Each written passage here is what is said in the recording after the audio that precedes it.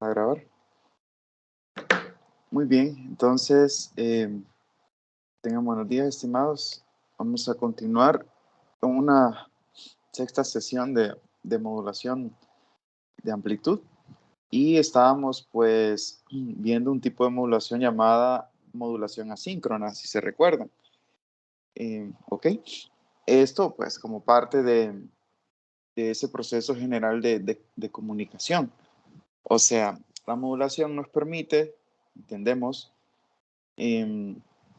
convenientemente llevar la señal que contiene la información de un lugar a otro, ¿no? O sea, es necesario modular la señal, como hemos visto, por el medio de transmisión que se usará. Así que convienen estos procesos de modulación. Y habíamos revisado el proceso de modulación síncrona y que aquí en diagrama de bloques, pues lo podemos recordar. Antes, confírmenme, por favor, pequeños compañeros que me escuchan. Gracias. Adelante. Hola. Buen Sí, día, escucho, ingeniero. Ok, gracias. Entonces, les decía que si se fijan que esto representa un modulador, ¿verdad? Tenemos nuestra señal moduladora, la señal que va a viajar, o mejor dicho, que queremos que llegue al otro lado, su información, ¿no? Al menos, X de T. Y aquí tenemos, pues, otra señal que le llamamos la señal portadora. Entonces, lo que hacemos es multiplicar la señal moduladora con la señal portadora y se obtiene entonces una señal que le llamamos la señal modulada Y de T, que como sabemos tendrá ya otro espectro, un espectro en frecuencias más altas que originalmente tenía X de T.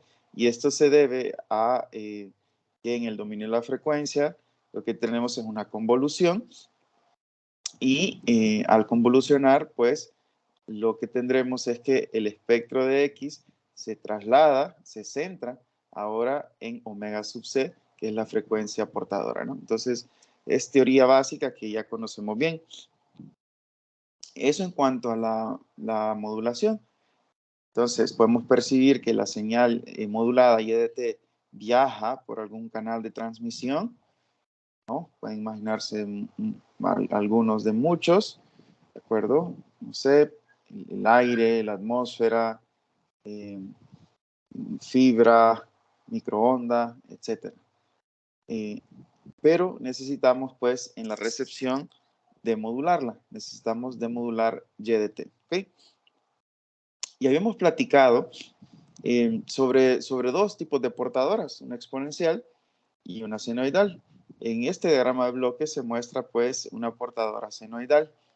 Y noten que en la demodulación, pues tenemos como entrada YDT y modulamos esa señal modulada mediante mediante la misma o casi idéntica señal portadora, ¿no? Aquí tenemos un coseno omega sub ct más teta sub c y esta es casi la misma, la frecuencia de la portadora es la misma, lo que cambia es la fase, ¿se acuerdan? Decíamos pues que si la fase es igual, si la fase es idéntica, entonces resultaba una cuestión muy sencilla. La señal de modulada W se pasaba por un filtro, paso bajas, ¿cierto? De ganancia 2 y con ello recuperábamos exactamente la señal X de T, ¿de acuerdo? La señal X de T. Entonces, eso era si la fase teta sub c y phi sub c eran las mismas. En otras palabras, el modulador y el demodulador, decíamos, estaban en fase o sincronizados. Por eso se le llama modulación síncrona. Ahora bien, teníamos otra alternativa en el caso de que las fases fuesen diferentes para el modulador y el demodulador, que platicábamos que para poder lograr lo que vamos a discutir suele ser un tanto complicado. Veamos por qué. porque en tal caso, lo que lográbamos con el mismo método que he mencionado es que la salida después de este filtro paso bajas eh, era coseno de la diferencia de fases entre el modulador y el demodulador por x de t. Entonces dijimos que esto que está acá, el coseno de teta sub c menos phi sub c, debe mantenerse pues constante, ¿cierto? Es más, para recuperar el caso anterior, pues teta sub c y phi sub c deben ser iguales, entonces estaría el coseno de 0 igual a 1. ¿Ok? Y si no, pues necesitaremos que en nuestro filtro asignarle una ganancia tal que multiplicado por este valor nos dé x de t, ¿verdad? Lo habíamos platicado, se ve mejor aquí desde desde w de t, va a quedar pues este factor también, ¿ok? Va a quedar este factor, además va a quedar el otro término que contiene las frecuencias altas.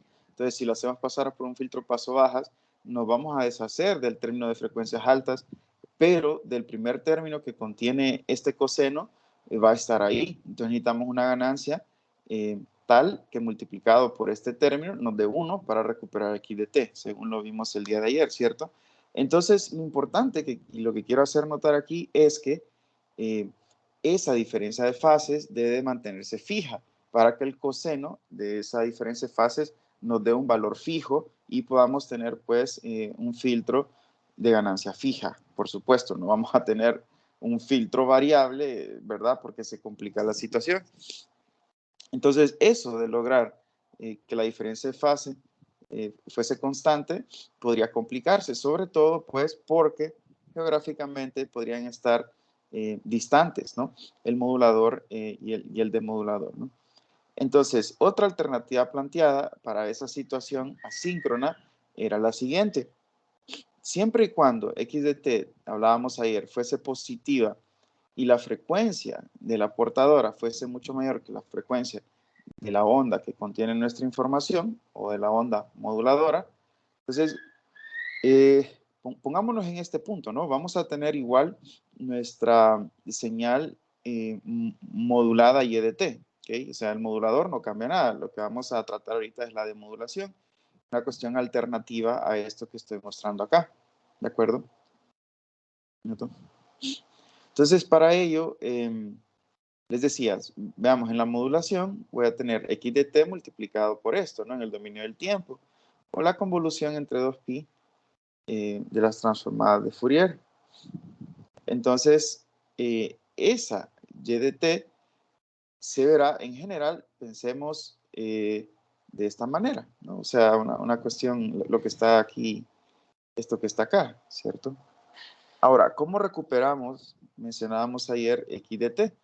Pues se puede recuperar extrayendo el envolvente, siempre y cuando se cumplan las dos condiciones arriba, x de t sea positiva y la frecuencia x de t sea mucho menor que la frecuencia de la portadora. Y lo habíamos visto de manera cualitativa el día de ayer. Les proponía suponer que x de t fuese, no sé, una exponencial cualquiera, e a la menos t, que está graficada acá, en morado. Y la portadora de una frecuencia de 10, o coseno de 10t, sería entonces la señal portadora. Y al multiplicarlo voy a tener la señal modulada, que sería esto que está aquí, una, mm, una función periódica, entre comillas, en realidad no tiene periodicidad, pero la distancia entre estos picos es, que es el tiempo acá, ¿verdad? Es fija, se recuerdan, entonces eso le llamamos periodo en aquel momento, que estudiamos oscilaciones en su momento, ¿no? Sobre todo en el contexto de mecánica clásica, o también en el contexto de circuitos, ¿no? Pero en fin, a lo que voy es que esta señal en azul es la señal modulada. Entonces, claramente su envolvente, si se fijan, su envolvente es precisamente la señal que contiene nuestra información, la señal moduladora. ¿Okay? Entonces, si yo tuviese nada más la envolvente, voy a quitar aquí x de t, si yo tuviese nada más perdón, si yo tuviese nada más la señal modulada, esta que está acá, entonces yo sé que el envolvente me va a dar mi x de t, ¿okay? Me va a dar mi x de t. De acuerdo, entonces necesito algún sistema para poder recuperar dicha envolvente, ¿no? Para poder extraer la envolvente. Y entonces ya tendría yo básicamente la demodulación requerida, si están de acuerdo. Y ojo, porque esto es correcto, esto es válido, esto es aproximadamente eh, válido si x de t es positiva y omega sub c es mucho mayor que omega sub m, ¿no? Entonces, a eso se le llama un detector de envolvente. Necesitamos un detector de envolvente. Y estoy seguro que ustedes estudiaron un detector de envolvente en algún curso de electrónica utilizando este circuito rectificador de media onda que le llaman, ¿no? A esto le podemos agregar además un filtro paso baja si necesario para reducir las variaciones de la frecuencia portadora, ¿no? Pero eso está un poco de más. Ahorita mencionemos nada más que si yo tengo la señal modulada y EDT, a la entrada de este circuito, a la salida lo que voy a obtener es aproximadamente X de T. ¿Okay? Si yo tengo la entrada de la señal modulada, a la salida del circuito, voy a obtener aproximadamente X de T. Aquí se muestra W de T, pero se entiende que es aproximadamente X de T. Y les mostraba el día de ayer, pues, más o menos cómo se ve esto, un poco exagerado, ¿no? Esta es la onda rectificada, esto que está acá, ¿verdad? Llámenle R de T. La envolvente real es X de T, está punteada. Esto no es lo que sale, esto es lo que idealmente tendría que salir del circuito, pero lo que sale es W de T, ¿no? Esta señal que está acá. Entonces, si se fija, aquí está exagerada, pero en la práctica esto se asemeja a X de T, ¿no? Se entiende, esto que está acá se asemeja a X de T.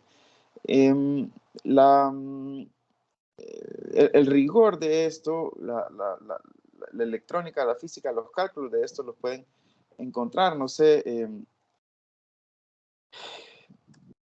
en cualquier lado. Revisen quizás sus libros de electrónica, un típico circuito de ese tipo, ¿no? De rectificador de media onda. Por ejemplo, aquí hay una página, ¿no? En internet donde pueden ver los detalles también, un poquito más de detalles. Y si se fijan, aquí tenemos, no sé, una entrada y en la salida, pues lo que obtienen es esto, ¿no? Precisamente lo que nosotros queremos aproximadamente, esa envolvente, ¿no? Revisen sus libros de electrónica y van a poder encontrar, pues, dicho circuito también. Bueno, pues lo que nos interesa entonces a nosotros es recuperar esta señal envolvente, ¿no? Esta envolvente que sería aproximadamente nuestra X de T, ¿no? Entonces, para esa técnica, básicamente, y de nuevo, requerimos dos cosas. Que la envolvente pueda rastrearse con facilidad, ¿no? Y saben que esto se logra con esta relación, que la frecuencia de la portadora sea mucho mayor que la frecuencia de nuestra señal moduladora. Además, que X de T sea positiva. Y esta condición se puede lograr, como se podrán imaginar, sumándole un valor constante. En el ejemplo que yo estaba poniendo acá, X de T es a la menos T. Entonces realmente es positiva, nunca va a ser negativa, si están de acuerdo.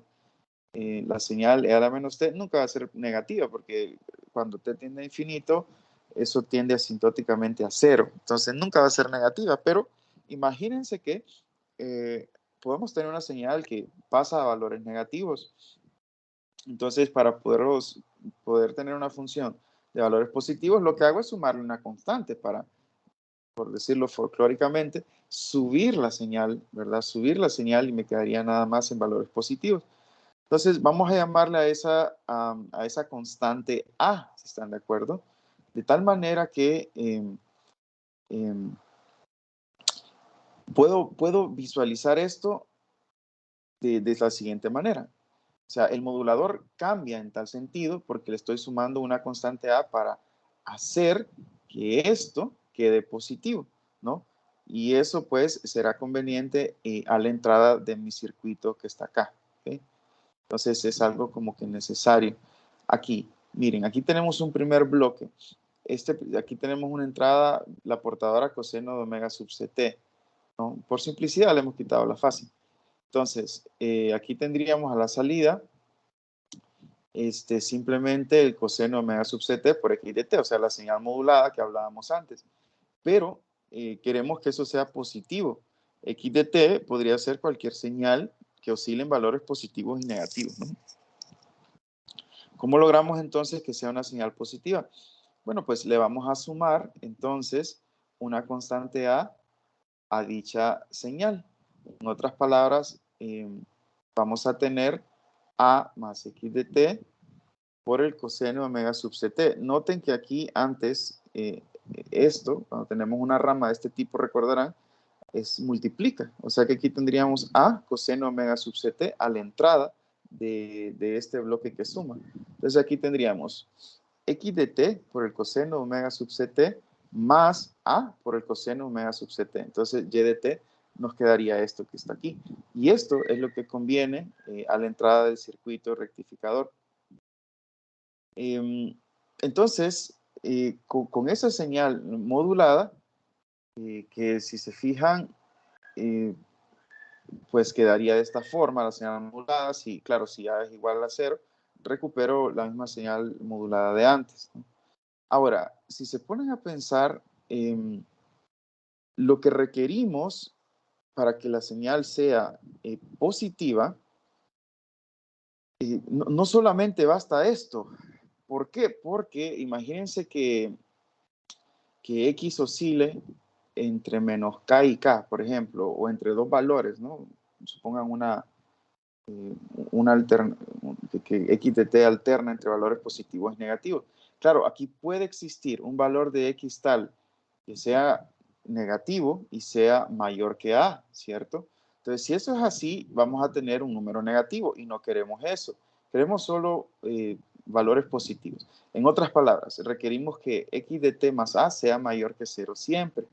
Supongamos pues que K es la amplitud máxima de X de T.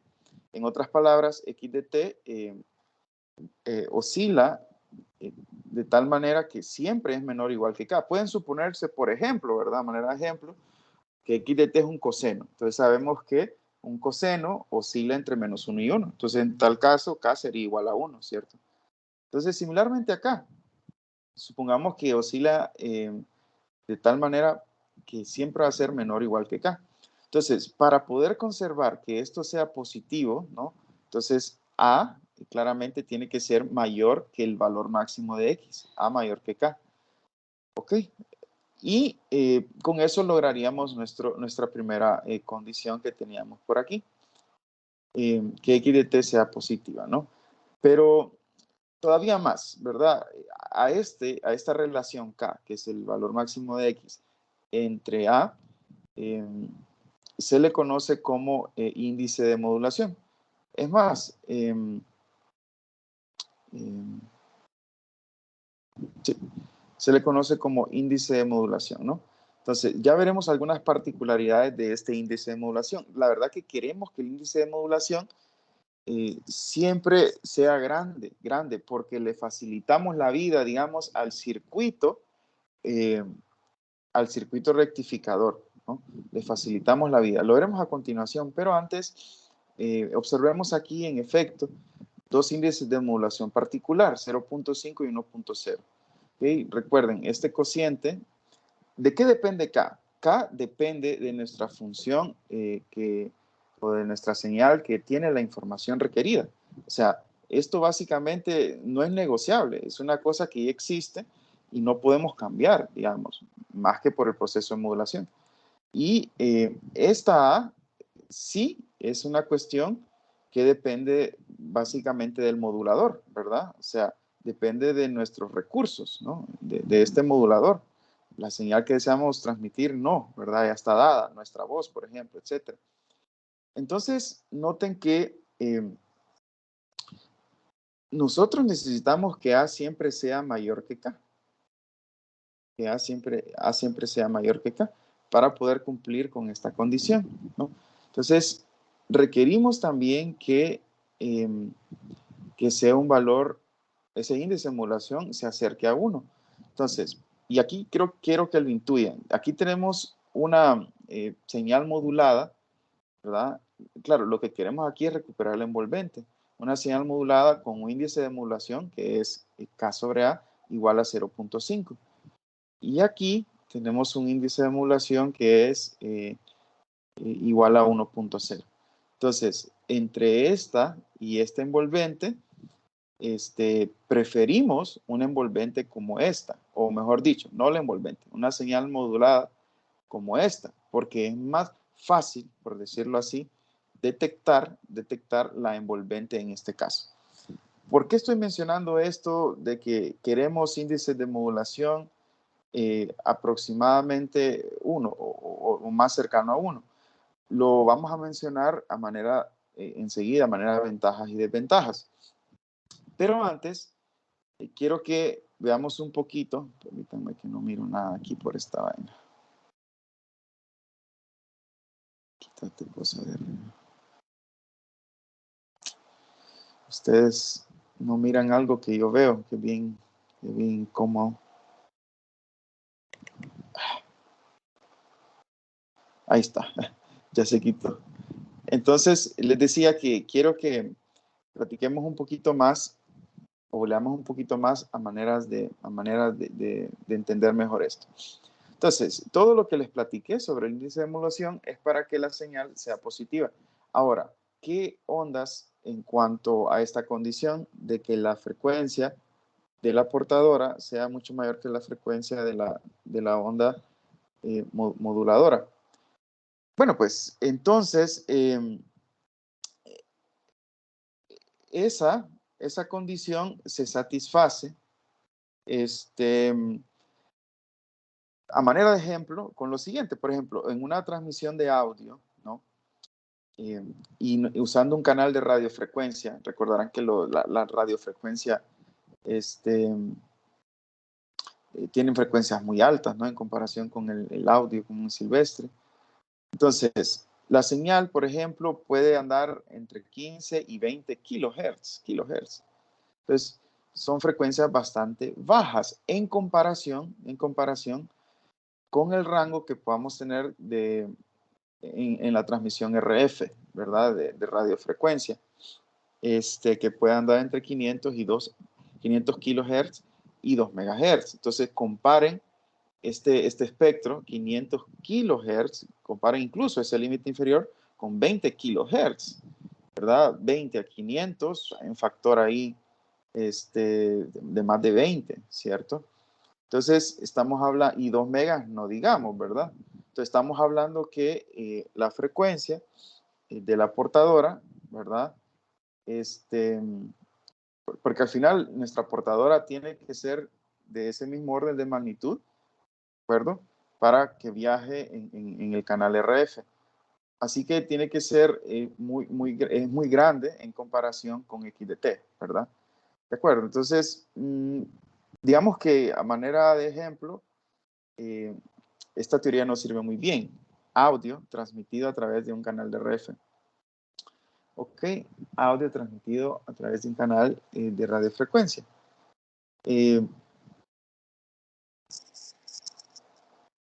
Ok. Bueno, y la primera condición, ya habíamos platicado sobre ella, que necesitamos sumarle una constante A, ¿no?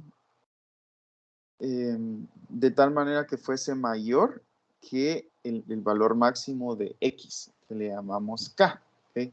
Y hablábamos sobre los índices de modulación, que es el cociente, y podemos hablar de un índice de modulación de 5, 50% o 1, 100%, ¿no? Y les mostré un par de figuras.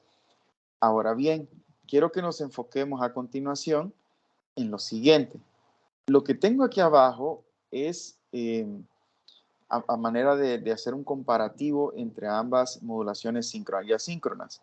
Y con lo que hemos discutido, ya nos vamos a hacer una mejor idea en cuanto a los recursos necesarios para cada uno de los métodos, ¿no?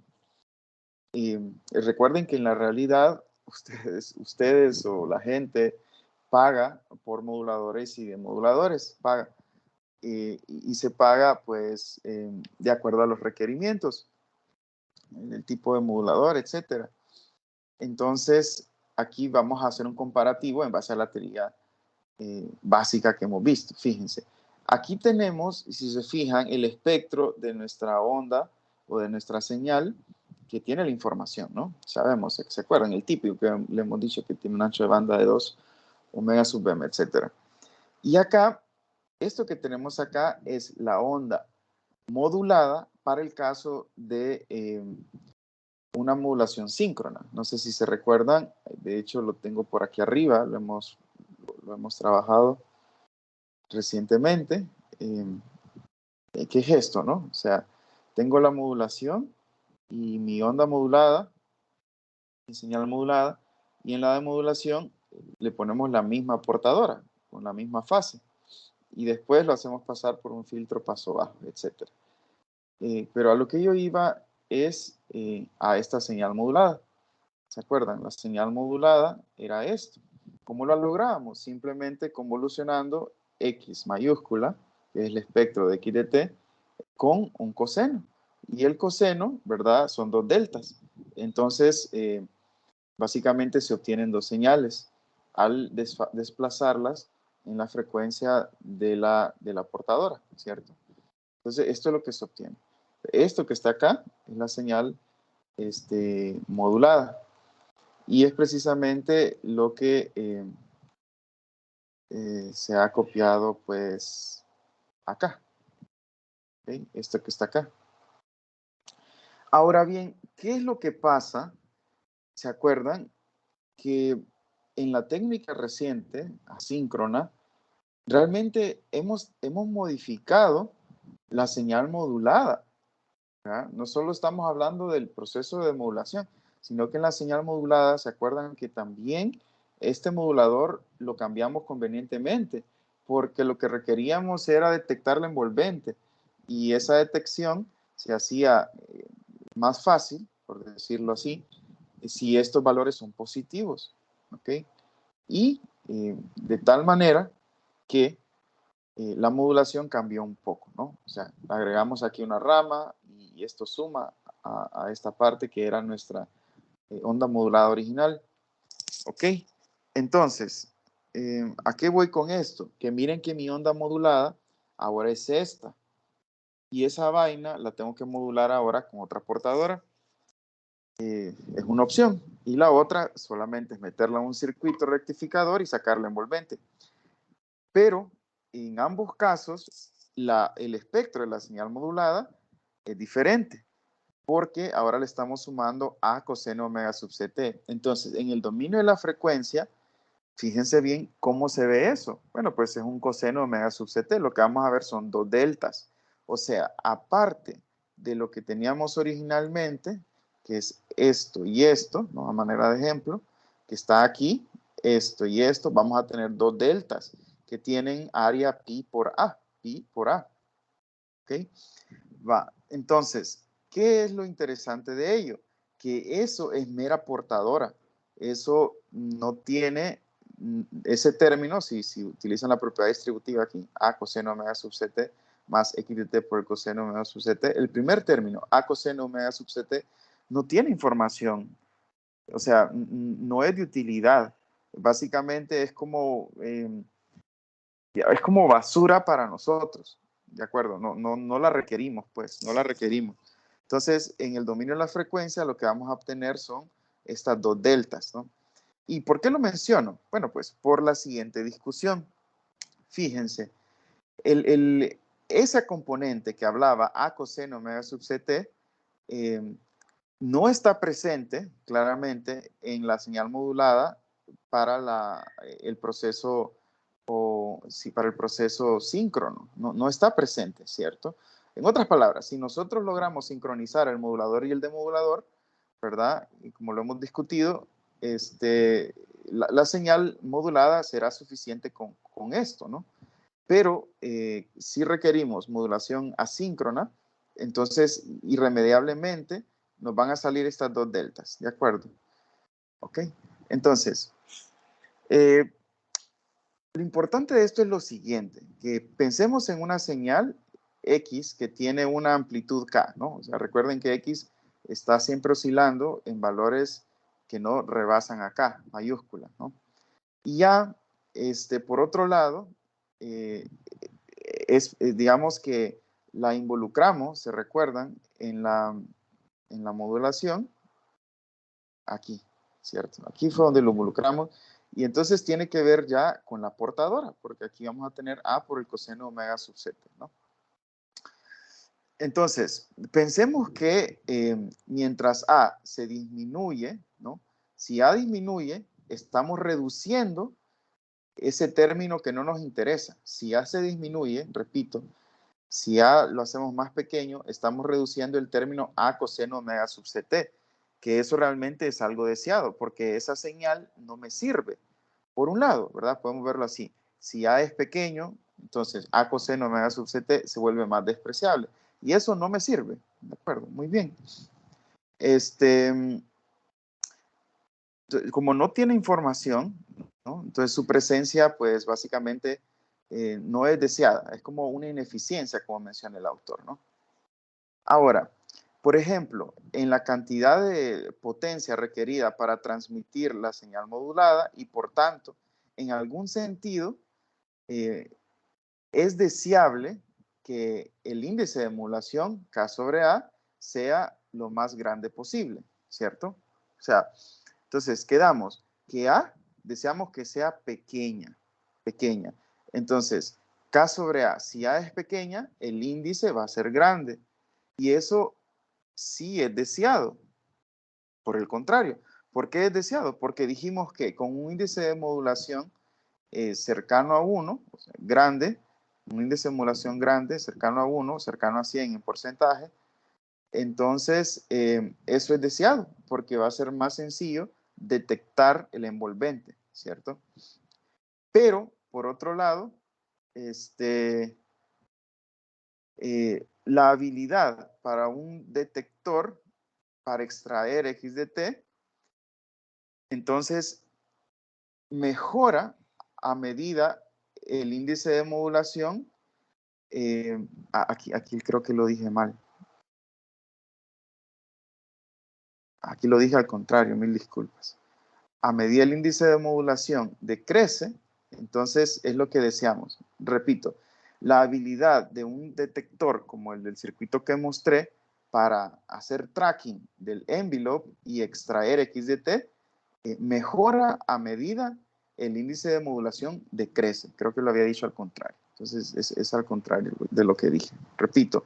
Entonces, deseamos que el índice de modulación sea pequeño, ¿verdad? Por un lado. Pero por otro lado, bueno, y lo voy a decir así. Para que el índice de modulación sea pequeño, necesitamos que este cociente, K sobre A, sea pequeño. Y con ello requeriríamos que A sea grande, o sea, ¿verdad? Para que esto sea pequeño. Y por otro lado, queremos que A sea pequeño porque el término que estaba en la modulación, que está acá, A coseno omega sub ct, sea pequeño porque eso no nos sirve, no contiene información. Bueno, a lo que quiero llegar es a lo siguiente, que existe una especie de, en inglés se llama trade-off, una especie de balance que debemos como que establecer, ¿no?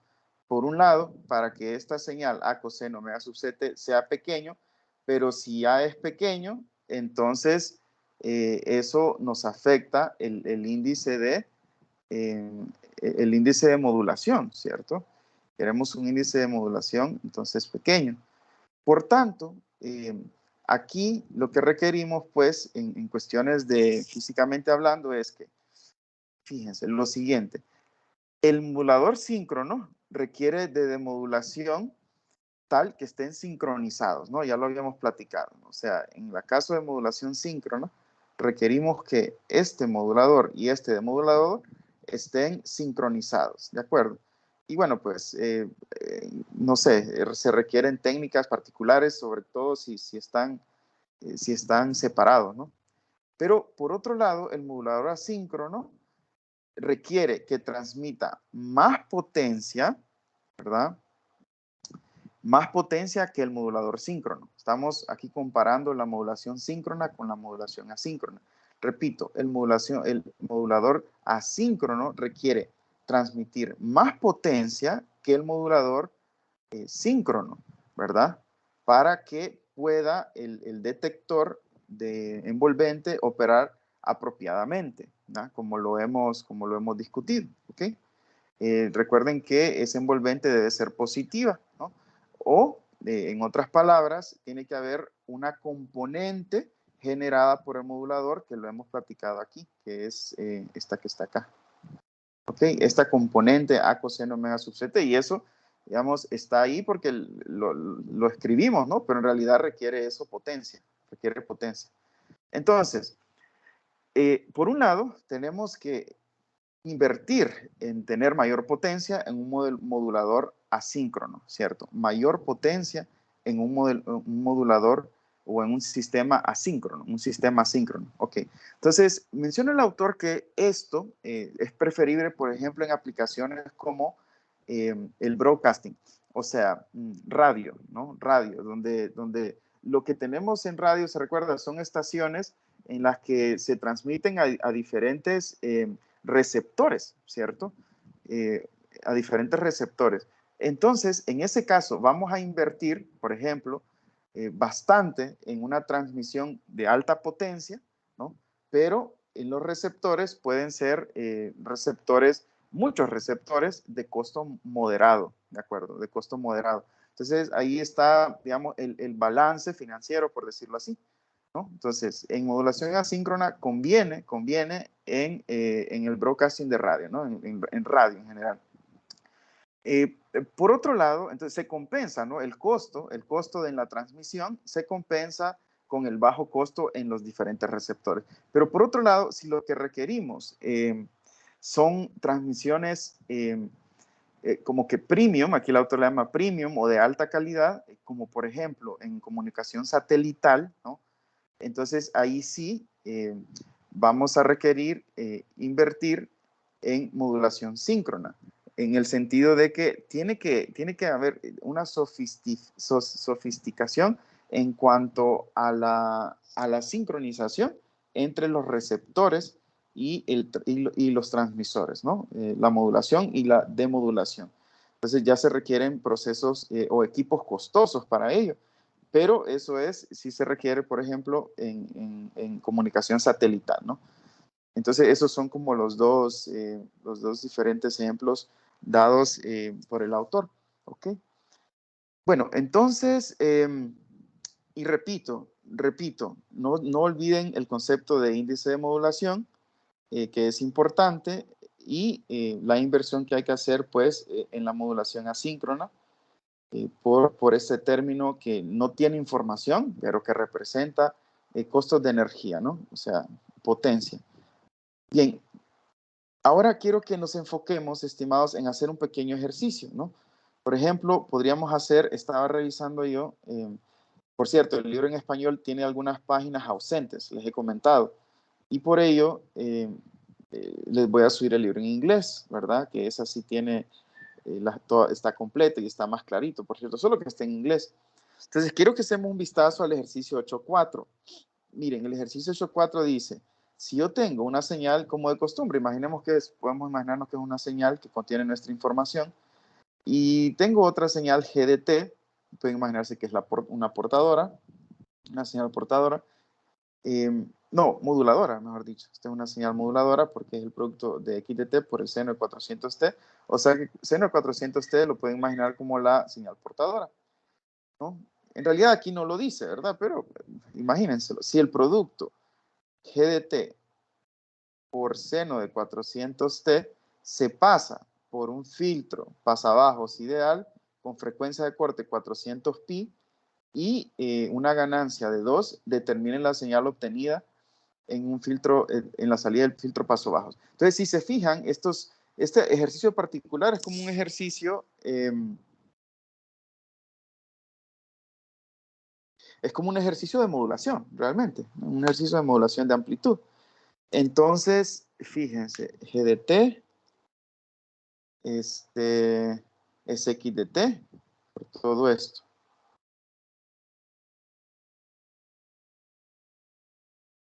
¿Ok?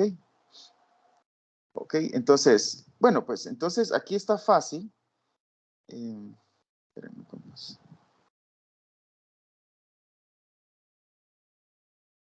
Está fácil porque vamos a hacer pasar el producto G de T por el seno de 400T.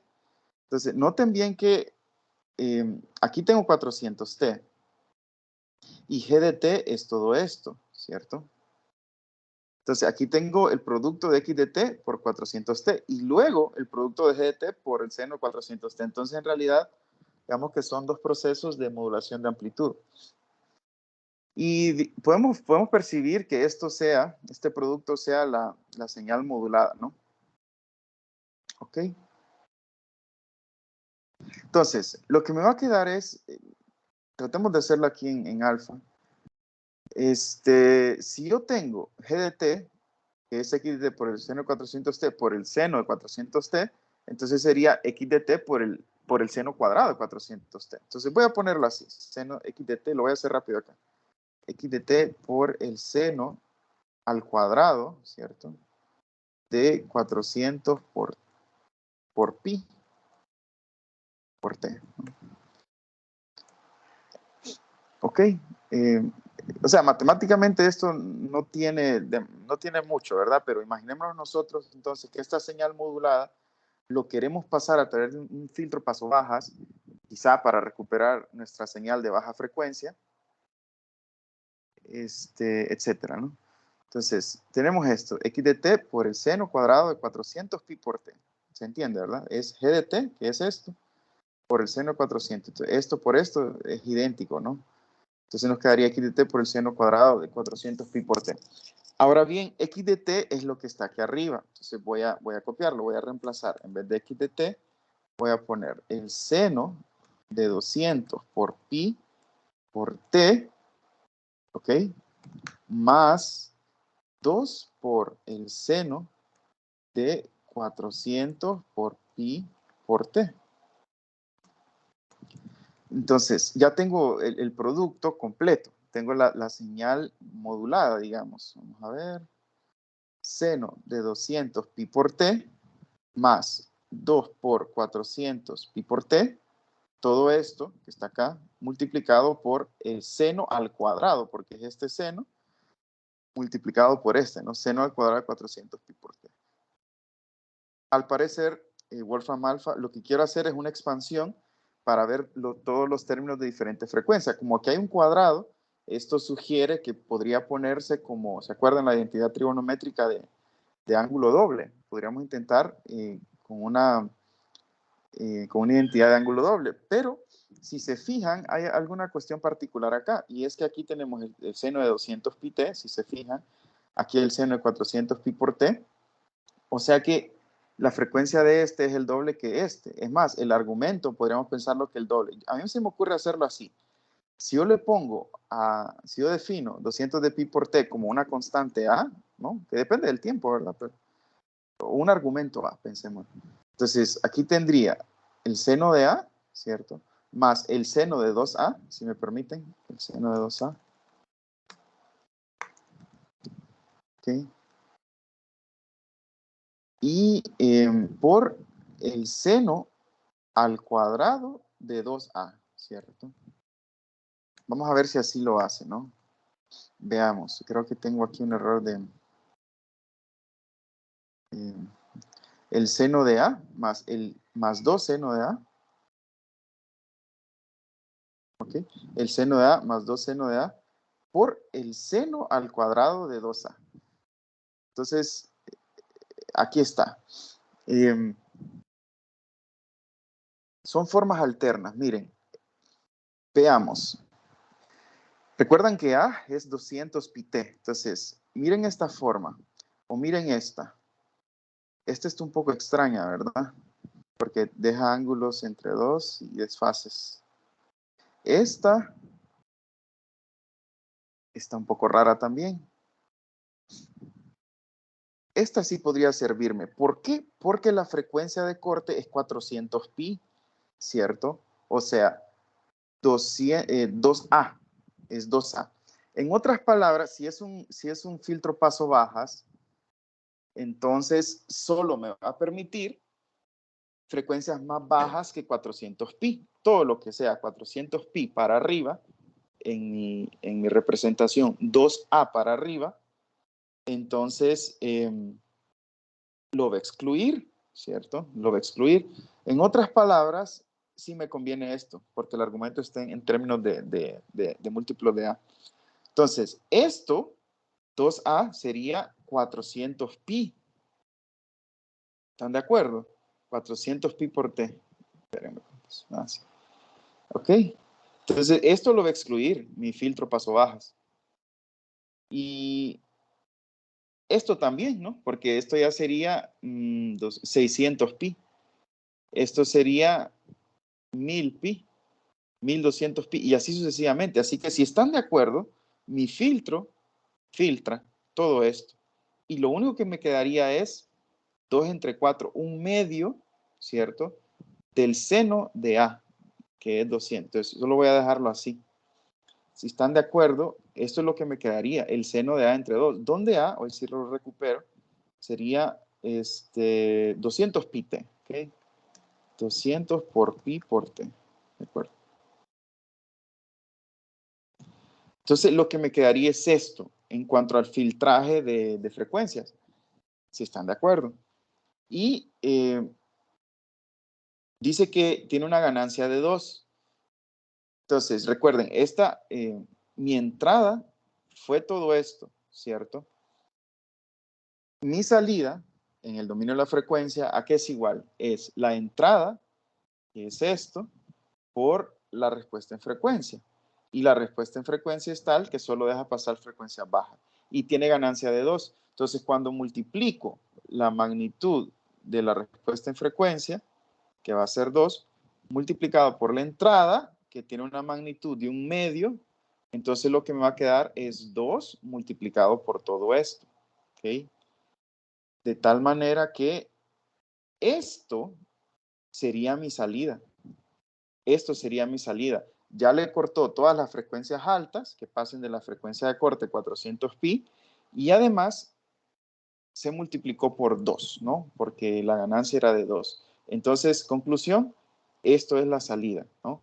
Esto es nuestra señal, digamos, recuperada que contiene la información requerida, ¿no? De acuerdo. Bueno, mínimo esta es la señal que obtenemos, no sea cual sea la aplicación. ¿Okay? Bueno, estimados, miren que estaba revisando también el 8.5, es bastante interesante y ustedes seguro que ya han lidiado con funciones de este tipo, ¿se recuerdan? Esta función se asemeja, la pueden llevar al límite para hacer una delta de Dirac. Se le conoce como sin C. ¿La han escuchado, verdad? Entonces sería bueno que hicieran el ejercicio 8.5. Yo igual le voy a dejar tarea, pero les digo, si pueden irla haciendo, miren, esta es la sin C, se define como seno de X entre X. Ajá, esta función es muy, muy, muy utilizada en procesamiento de señales y en otras aplicaciones también de ingeniería y física, ¿no? Entonces traten de hacerse el 8.5 y si no tienen tiempo, igual traten de hacerlo para mañana. Si no tienen tiempo, igual se los dejo de tarea, ¿no? Bueno, estimados, lo dejamos por aquí el día de hoy. Que estén muy bien. Saludos. Adiós.